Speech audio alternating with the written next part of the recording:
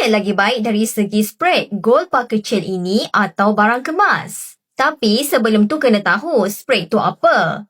Spread ni beza antara harga yang kita beli dan harga jual semula emas itu. Lagi rendah spread, lagi cepat kita dapat keuntungan apabila harga emas naik. Untuk barang kemas, spread biasanya lebih tinggi sekitar 25 hingga 40% sebab barang kemas ni melibatkan kos upah tukang, rekaan, kos pemasaran. Tapi bila nak jual semula, kedai hanya mengambil kira ketulinan dan berat emas tanpa mengira nilai seni atau desain emas tersebut. Berbeza dengan gold bar, walaupun kecil, spreadnya jauh lebih rendah. Untuk public gold sekitar 6 hingga 9%. So, dari sudut pelaburan, gold bar jauh lebih efisien untuk menjana keuntungan dengan lebih cepat kerana spread yang lebih rendah. Jika matlamat anda adalah untuk memaksimumkan pulangan dan mengurangkan kos tersembunyi, gold bar adalah pilihan yang terbaik. Bagi yang berminat untuk mulakan simpanan emas bersama Public Gold, anda boleh rujuk pin video saya untuk 5 langkah daftar akaun Public Gold dan saya akan bantu anda sebaiknya.